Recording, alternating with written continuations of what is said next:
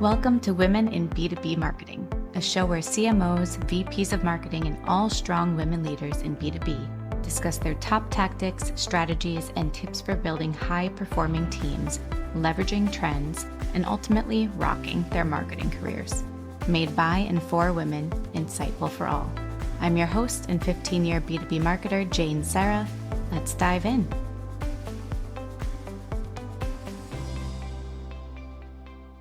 Okay. Hi, everybody. Thank you for joining us today for an episode of Women in B2B Marketing. I can't tell you how excited I am to finally have this guest on because we've been trying to connect for so long and then life happens back and forth. But I am like awestruck. I'm so excited to dig into her brain because I follow everything she does on LinkedIn and I'm testing out a bunch of the stuff that she's created and already awestruck on that too. So we will dive into that and geek out, but I am fangirling.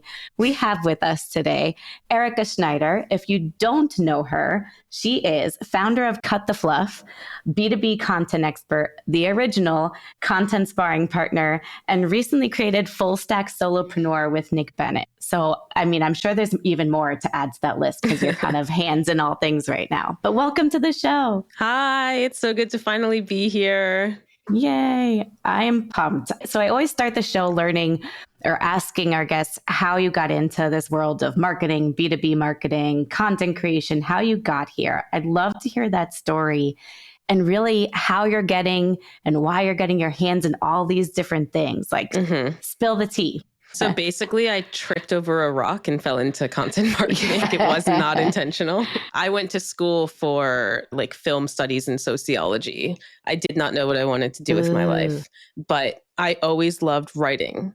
And I thought the only way that you could make money from writing was by writing a book or writing like a screenplay. For some reason, those were the only two options in my mind. And both of those felt really hard to like 15-year-old Erica. So I was like, I'm not going to do either of those things. I'll just figure out something else with my life. So a decade later, I had all these random jobs that don't matter. But then I ended up in Thailand teaching English in 2016. And I was introduced to basic grammar, like kindergarten, first grade, second grade grammar.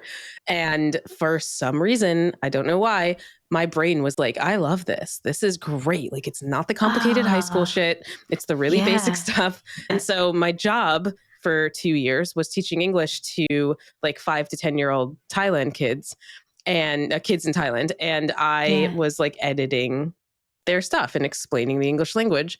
And it did something to my brain that got me back into remembering how much I liked writing because I hadn't really done writing in a while. And so when I left that job, I didn't want to go home. I wanted to do the digital nomad thing before I had any serious responsibilities. And I was introduced to a bunch of people who were on Upwork. And so I started as a writer on Upwork, as a lot of writers do. And again, like I said, I tripped and fell into content marketing because I started by editing like magazines and random stuff. And then one gig led to another, which led to another. And I learned the phrase content marketing for the first time in 2018. I hadn't even heard of it. Definitely hadn't heard the phrase SEO. And so I was writing blogs, I was editing blogs, and I was getting feedback. And luckily I had some good clients that actually gave me good feedback and I picked up on it and the feedback got better and better. And I was enjoying myself and I could not believe that I was making money from writing for this thing called marketing. Crazy.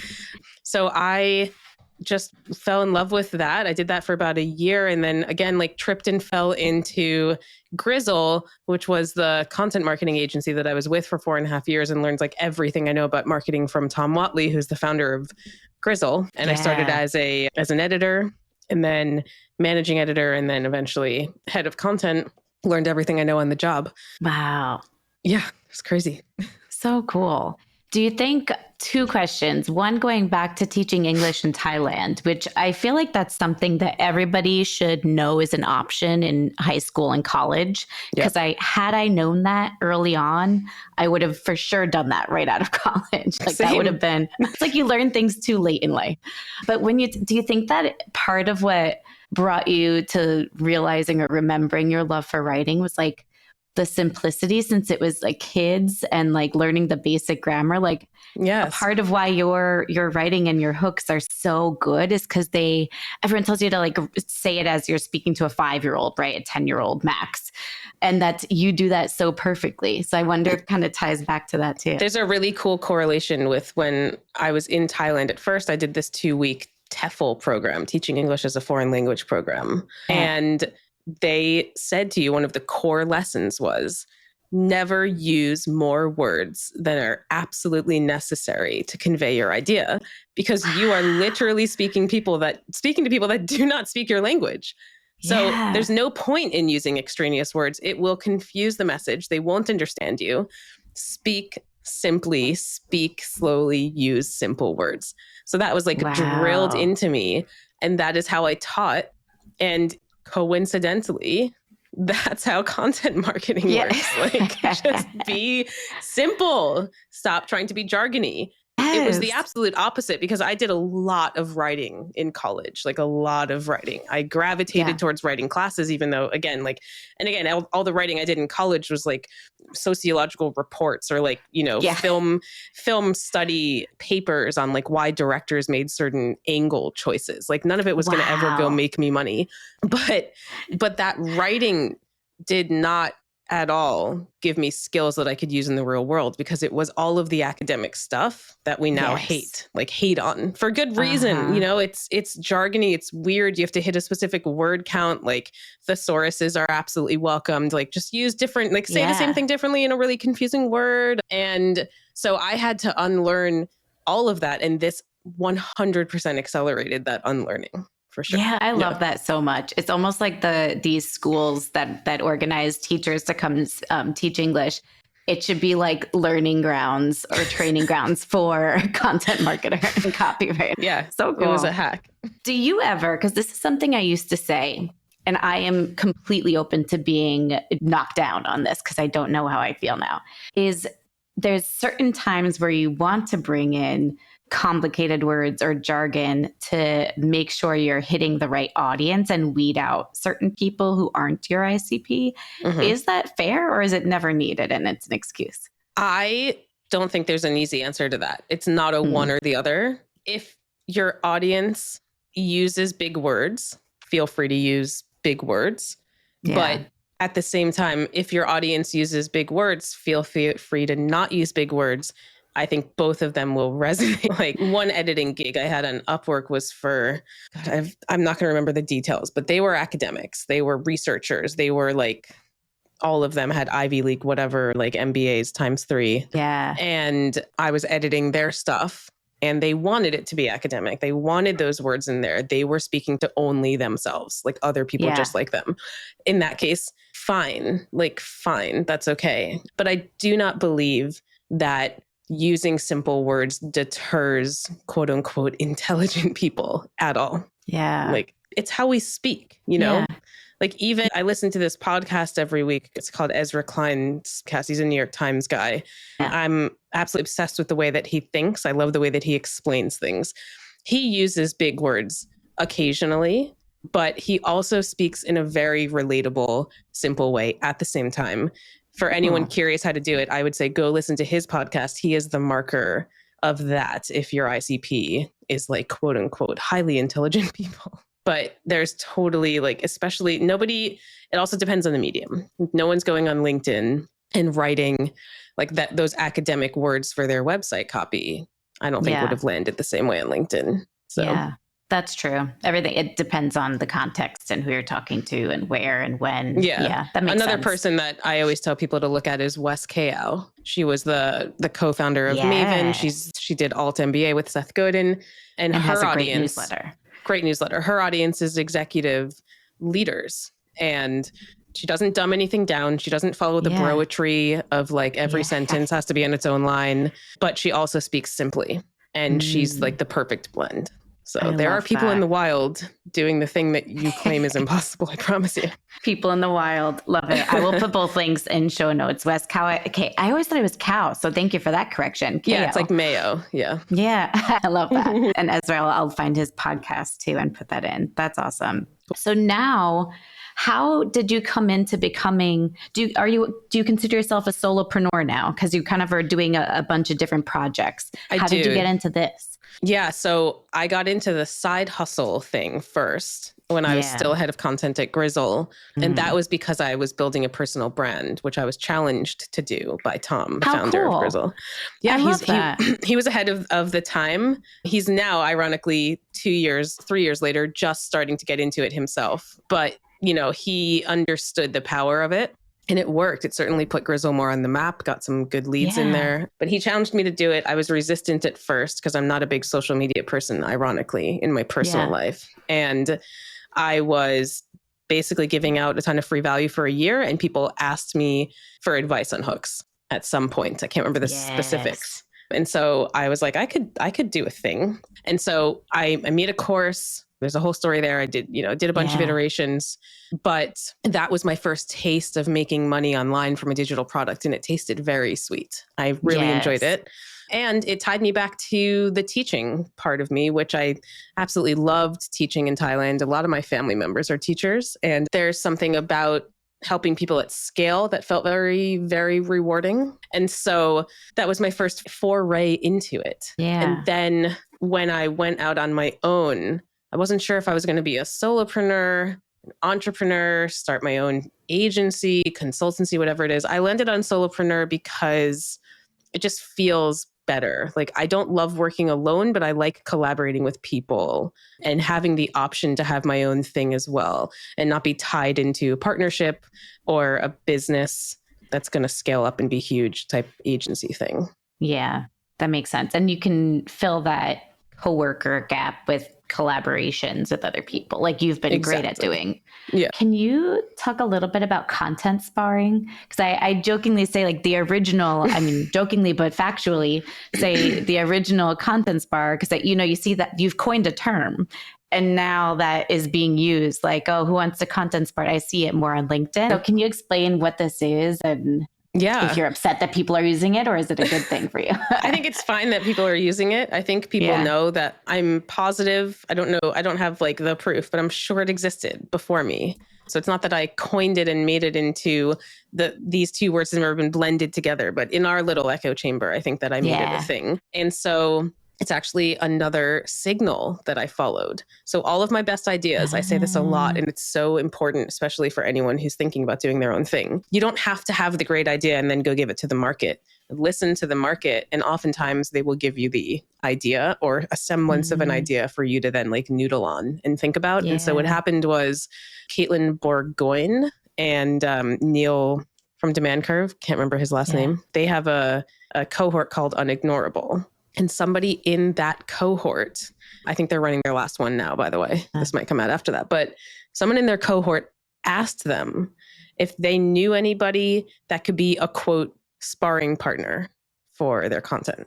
So they asked, and that phrase made them think of me for some reason, because I'm out there talking about live editing and co-creation. And so when they told me that lit something up in my head. And I was like, oh, that is a brilliant like sparring partner. What if I put the word content in front of it? Content sparring partner. That explains what I want to be doing with people better than anything I've said so far. So that's how it originated. And when I said it, I had people saying to me, just the phrase, I can picture it. I get it. It makes sense. So yeah, that's how it started.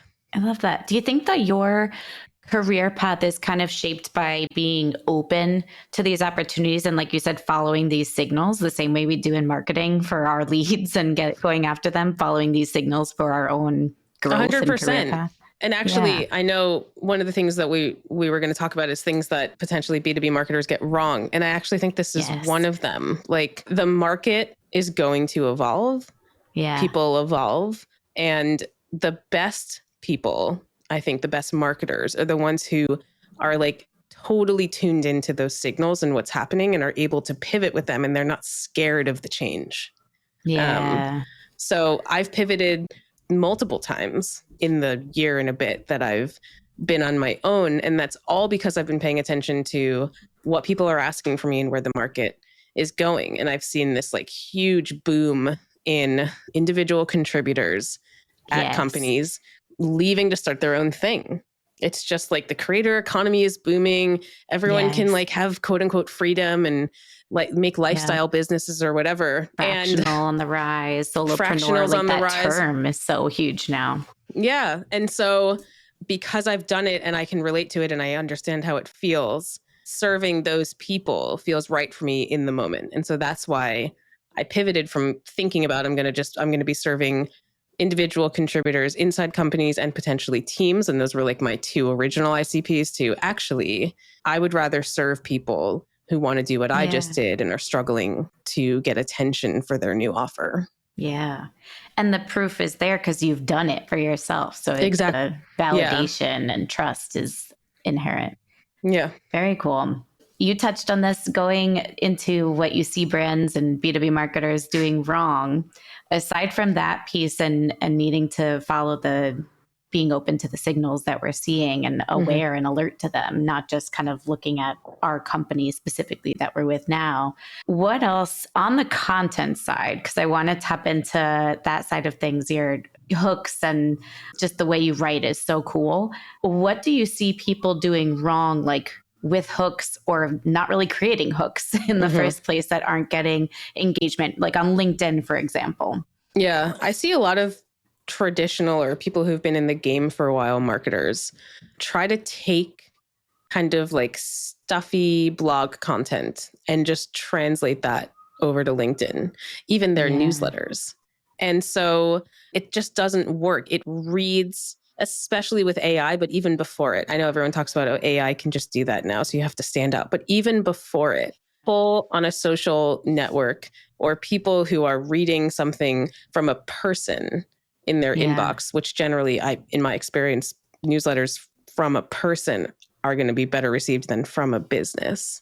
But I don't know, that I'm sure we can debate that, but that's my personal opinion. It sounds and it resonates better and it makes you feel like you can emotionally connect to the person when they're just speaking to you normally, like, which I mean, I can get into the principles of what I think that means, but it's kind of cringy to read LinkedIn content that sounds like a blog. It's like, that doesn't belong here. It's not correct. It's a turnoff. I want you to just hang out with me. I don't want you to market to me. It feels like you're marketing to me. And I think that's a really big problem. And I think people are scared of being quote unquote themselves. They don't know how to, so they just kind of stick with what they know. Yeah. It's funny because you touch on like you don't want to be marketed to, right? You want to have a conversation. I have talks with my colleagues about this. Like we don't want to feel sold to on LinkedIn. As soon as we do, we get the ick and we like scrunch up, right? We get defensive posture. It's the same. Like I feel like there's levels. There's the feeling like you're being sold to, or you're just like spamming links and like, this is what this company can do all over LinkedIn. And then there's like the light version of marketing where we're like posting 0-click content, but we're copy pasting the content from a blog post into here. So we're not selling to you necessarily, but we're still talking at you. And then there's the conversation. Like I'm still testing all of this out because I have not figured it all out myself yet. So, I mean, do we ever? But I posted something this week that it's not salesy for my company at all, but it was more like these are my thoughts on this topic that's marketing related. And then I posted something that was just like, haha, anyone else really like polite to AI? Guess which one I saw that one, amazing. That one went skyrocketed in impressions, and the first one is like meh. So I guess if you just talk to it like you and I are chatting here, like having a conversation, how you would talk to your friend, like elbow them and tell them something, that's what you should be sharing on LinkedIn. Yes, but also with a caveat. So yes, you want to do content like that. But if you want your content to actually have a business result, you can't only do that because it's really easy to fall into I like to call that entertainment content. And so it's easy to fall into the entertainment content trap because LinkedIn loves that shit. People love that shit because it is ultimately it's a social media platform. It's a social media algorithm, even though it's a place to create business relationships and ideally make money. And so I know I've been doing it for so long now that I know I'm positive about certain things that I post that are just going to absolutely take off on the algorithm. And I'm also positive that if I post something where I'm really trying to, speak to the heart of a problem to a very specific person, it's probably not going to take off However, those are the ones that are going to lead to mind share and conversations and money. Yes. So like, what do you want at the end of the day? Do you want to feel good that LinkedIn loves you? Or do you want to pay your bills? You know, like in my opinion, you should do both. I don't think you need to do one or the other. Some people are very uncomfortable with entertainment content because it's just not their vibe. Like, fine. Yeah. There's a lot of people that get like never more than 10 likes on a post and they're doing a bunch of business. Good for them. Yeah. I motivated by making people laugh and having conversations with a lot of people. So I have to do, like, I personally, for me, I have to do the entertainment content and I have to force myself to do kind of like the business content as well. Because if I didn't ever need to make money and I was just on LinkedIn to have fun, it would just be entertainment content all day. Yeah. It's so, not to get into like a therapy session, but it's so funny. I feel like, do you ever watch Black Mirror? Or have you in the past? Yeah. So back in the day, do you remember the one with the social likes and then you like lose, I think you die if you get under a certain amount? That was insane. I mean, they're all insane. But yes, that one was insane. I think there's a new season coming soon too, by the way. But so it just reminds me, like when you said, do you just want LinkedIn to love you or do you have an actual goal? I'm like, oh my God, my people pleasing transfers onto social media, please, like platform, algo pleasing. Yeah. It's so funny. I never even realized that before. It's a wrap. It is a mental trap. Like you don't realize you've fallen into it till your posts are doing really well. And then you post something, you know, for the business or marketing thing and they don't do well. And you're like, uh-oh, like I suck. Nobody likes me. Yeah. Like I might as well crawl into a hole and die. Like, and it's like, wait. And then you like, then the next day you're like, did I just then you post that much about, like, then you post that and that flies. Exactly. It's got to be really careful. So funny. You have to be very, very careful. Is there like, it's probably not. I mean, everything in marketing is an art and a science combo, right? And everything has the asterisk that it depends. But is there any kind of ratio that you suggest of like the edutainment or just pure entertainment versus like trying to get your CTA at the end of the day, whatever that is, your goal hit at the end of the day? Do you have a breakdown that you use? I generally follow the 80-20 rule. So 80% of the time I'm there to like actually get my business to make money. And 20% of the time I'm there to like just have fun and laugh with people. But I can break that down even further. I think that I don't believe that tofu mofu makes any sense on a social media platform. Like, what are we doing? You know, like I have no idea who's going to see this, when they're going to see this. Like we can, and does the funnel even exist is a whole other conversation. But I don't think of LinkedIn content like tofu mofu because you can add a CTA on an awareness type post that's like a broad post targeted to everyone and you can get leads and you can try to do a sales post and get nothing, but it acts as an awareness play because it's the first interaction someone had with you. So I just think it's absolutely silly. So I like to think of it in 4 categories instead. So generally speaking, you want to market the problem more than any other content you do. So what is a problem that you understand and can articulate better than anyone else in the world? Talk about it. Right. So mine for the way that I rose up was talking about editing. Everything about editing. I understand the problem that people face when it comes to not wanting to edit. I understand the problems teams face when it comes to trying to edit and not succeed. Like editing was my thing. I was like, everyone's doing editing wrong. Everyone's thinking about editing wrong. Here's how I think about it.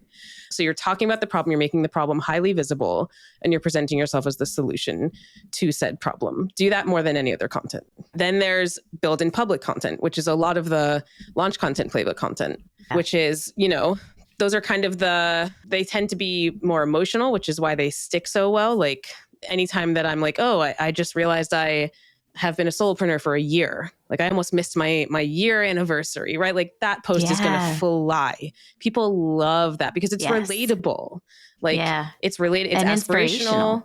It's inspirational. It's aspirational. It's empowering. Like, but also, you know, the behind the scenes, the building up FOMO for your product, all that stuff. But do that as well. A little bit less than marketing the problem. And then there's, if you have like a series, like your podcast series, my newsletter is going out this week. I want to talk about this because that's happened to my business. Like that's what I call series content. Do that a little bit less than the other 2. And then the last one is overwhelming proof. Can you actually get the results that you say you can? It's not just a testimonial that says it was great working with Erica. It's like I worked with Erica and I actually had this business outcome, or I bought Erica's course and it was whatever. And do that a little bit less than the rest. So what I've seen is like, you know, do sales content 1 out of every 7 posts, like I agree with that in terms of like the hard, overwhelming proof type of stuff. But you can have a CTA on every single post that I just said. Like the CTA thing, it can fit anywhere. Yeah. I love that breakdown. So market the problem, number 1. And this is in order, this is like the opposite of the hierarchy triangle, like starting at the bottom, the biggest. Market the problem, build in public, series content. That's really cool. I'd love to dive into that. And then overwhelming proof, like the sales pitch, but do it properly and not where people get the ick. Exactly. Any tips on how to do that overwhelming proof piece without the ick? Are there certain rules and I say the word rules lightly, but things to follow? I mean, it's up to you how comfortable you feel getting. Like, I feel very uncomfortable with all of it. So I just say that. That always blows people's minds. Like, you can just be honest about how you feel. Like, but especially on social, but in every place, like in your emails, everywhere. So I will say, I hate to do sales content. This makes me feel uncomfortable, but it would be a disservice to not tell you how my client Evan did $45,000 in revenue because of the LinkedIn content we did, like in quarter, whatever, like here it is, or I was working with this guy and like, it really surprised me at how well he'd like be vulnerable, but not like the capital V, vulnerable trauma sharing if you don't feel comfortable, but like, you can be vulnerable and be authentic.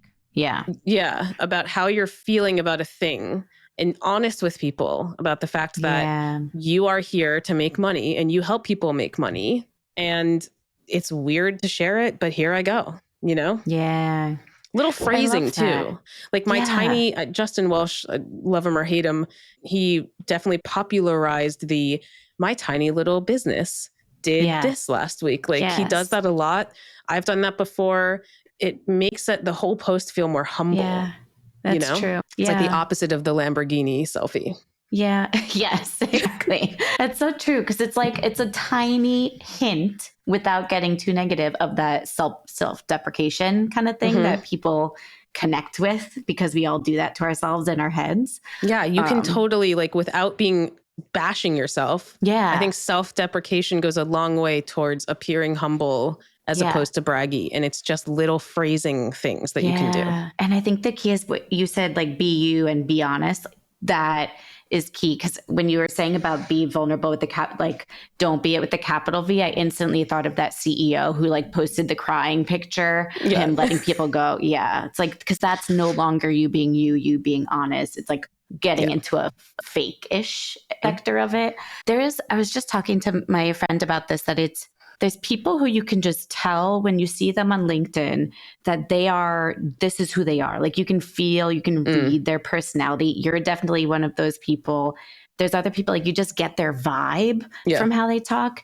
And that's my biggest advice to people. If you can figure out how to inject your actual vibe into how you write on LinkedIn, that goes so far. Yeah, I do. I'll give you this resource as well to put in the show notes, but I have I've created this thing called your personal content guidelines thing.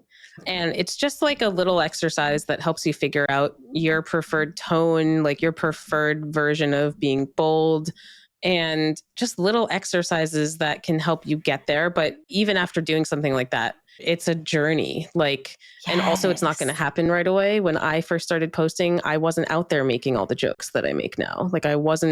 I don't think I was being fully quote unquote me. But now sometimes I look at the writing I did from, 2015, whatever. And I'm like, oh, wow, that's exactly how I write on LinkedIn. That is me. But it just took me 10 years to get back there.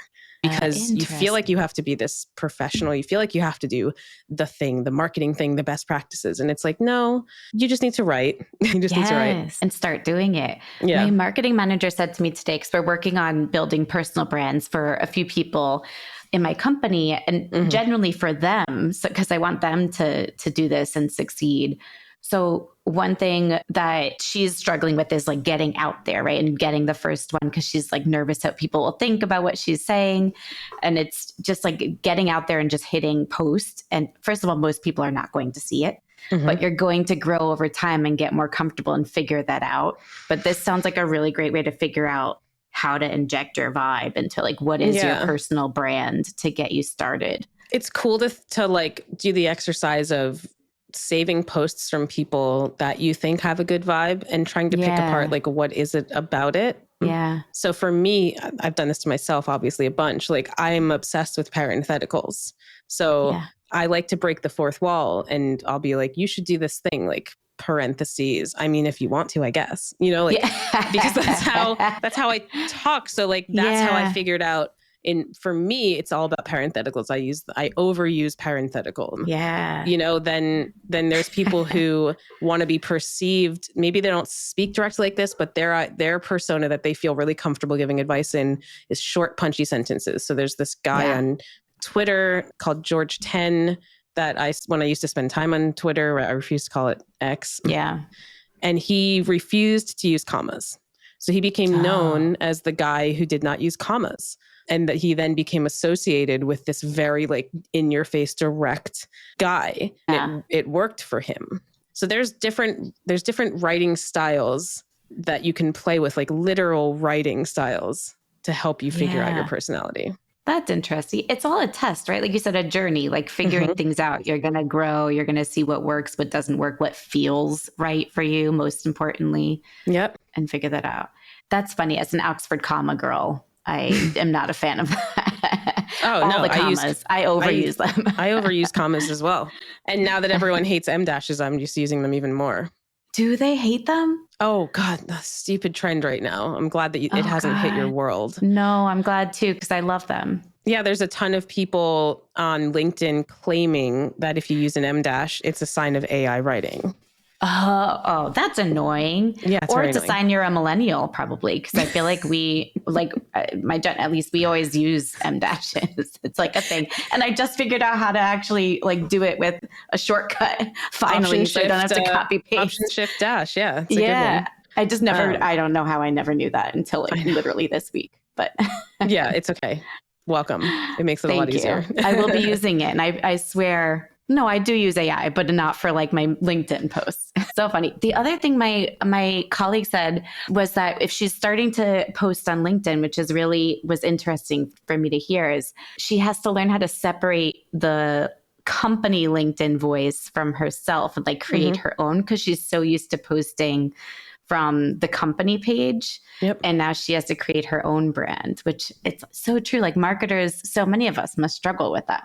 100%. Yeah. That's why I found building a personal brand so freeing when I finally got used to it, because it helped me reconnect to who I actually am creatively, which is why I made that comment where I was like looking at Facebook posts from 2015 and I was like, oh, I'm just writing how I write, not how I've been trained to write, which is like, it was this revelation.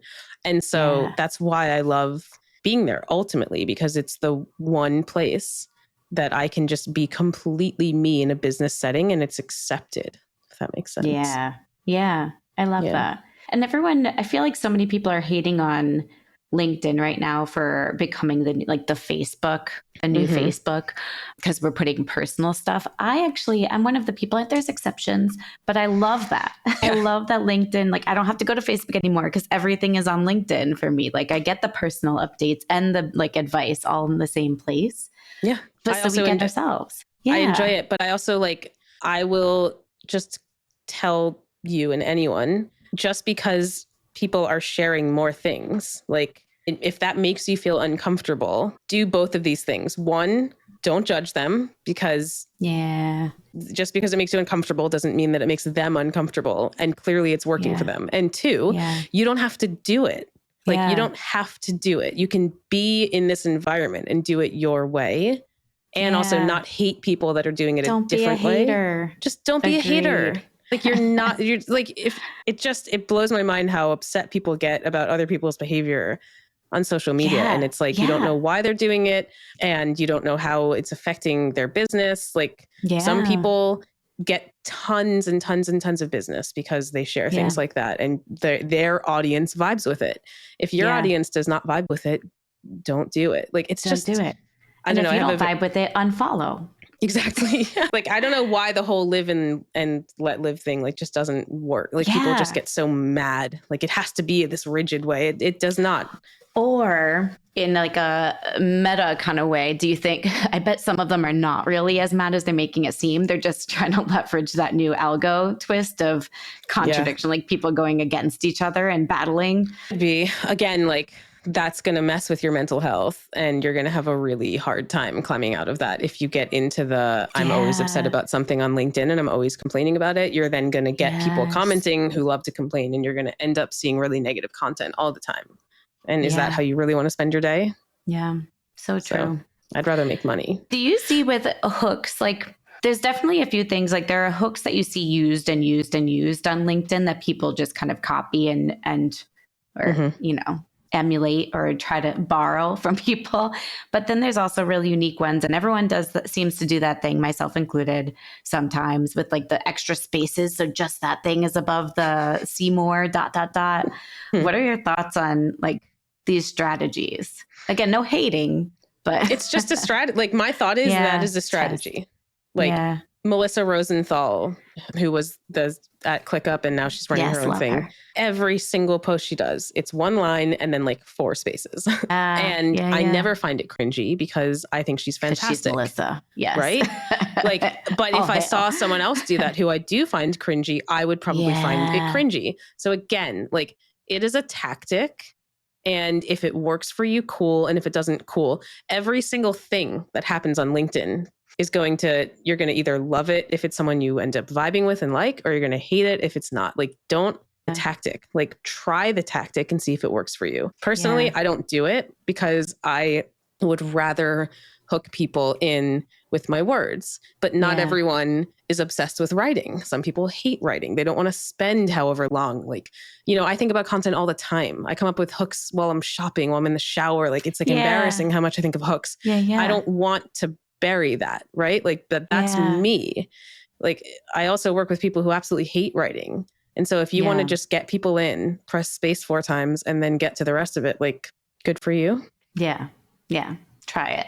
But also do what Erica does. And as you're thinking of these things, have something handy where you can jot it down. Seriously, write it all down. Like a list of LinkedIn things that are just, some of them I probably can't even do anymore because they wouldn't like resonate or mean anything. But I have like a million, just this ongoing list. Yep. We all have the list. It's crazy. Yeah. One thing before we wrap up, I want to make sure we touch on. So right before this, I purchased Erica's, launch content playbook. I want to make sure I get the name right. Months ago now, because time flies. And I went through the playbook itself, but there is a portion where you fill out a form, like you put in information and then it spits out like a customized version. Guys, so good. I did it right before this call just to kind of see how it worked.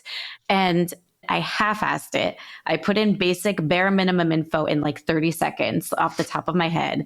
And what it spit out is like actual usable content copy that I could use right now without editing. I've never experienced that before with AI. So super, super cool. I'm going to put a link to that in comments.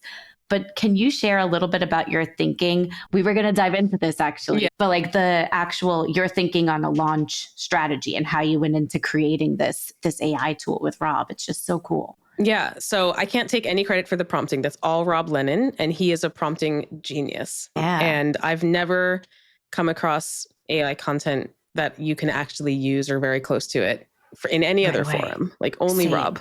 So he deserves all the kudos there. But what Rob and I do in our partnership is I usually come up with the idea for the thing based on stuff that I've done. So in this case, I had launched something, whether it be a course, a one-to-one service, or a cohort, about 8 times by this point in the past year. Like I was just launching like crazy, trying things, testing things.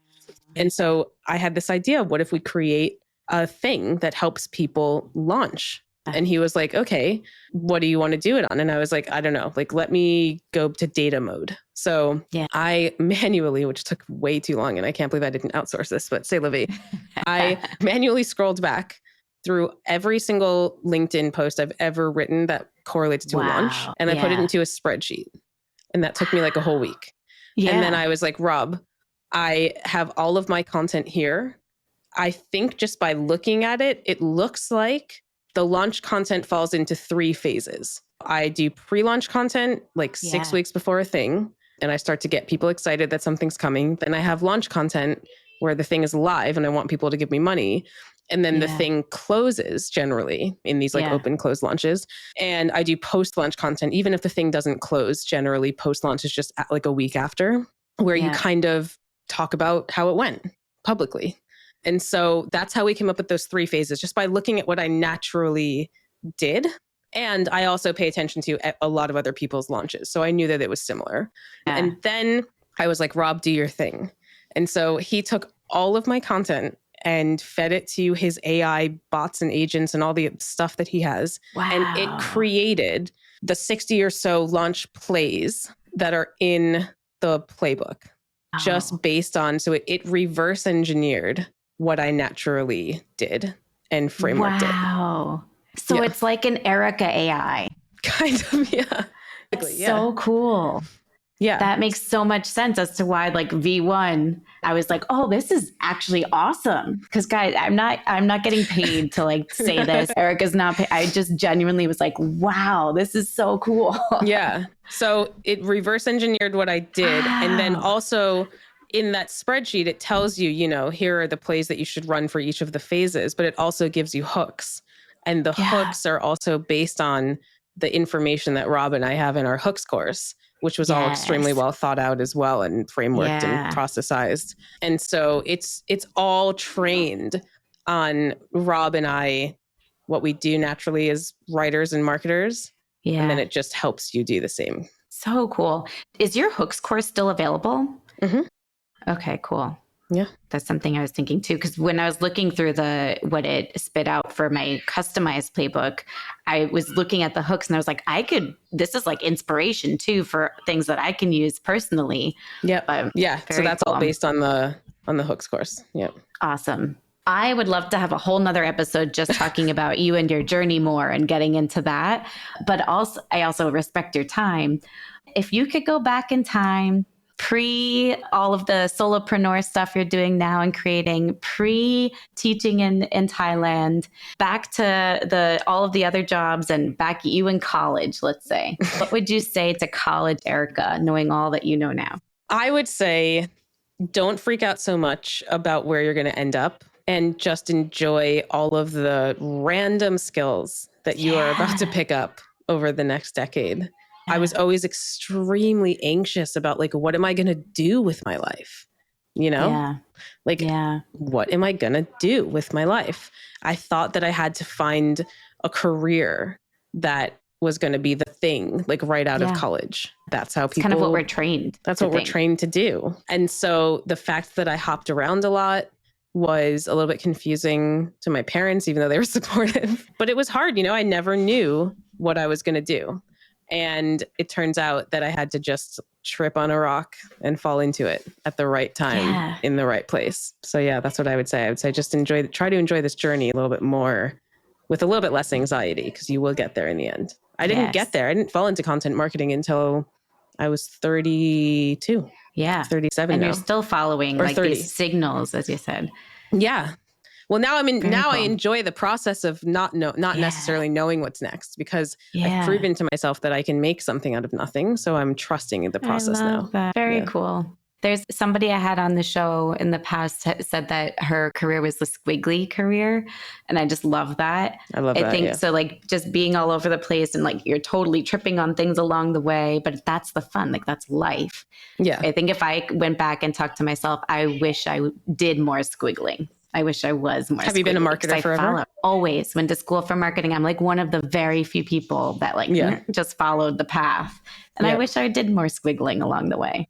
It's never too late to squiggle. Yeah, true. Never too late to squiggle. Perfect ending note. Even what's the opposite of a hook? Like the sign off version. Oh, a takeaway. A takeaway. Okay. I feel like that is your like I like anti-hook. Anti-hook works. Closing hook. Awesome. Erica, thank you so much for joining us. I'm so glad we got to make this work. And even with you having a cold, I'm so sorry to force you through a conversation with me. But thank you. It was amazing. Thank you for having me. This was fantastic. Yay. And I'm sure everyone can find you on LinkedIn. That's the best place to go. Yeah. Or actually, I do finally have a website. Ooh, yay. It's ericaschneider.me.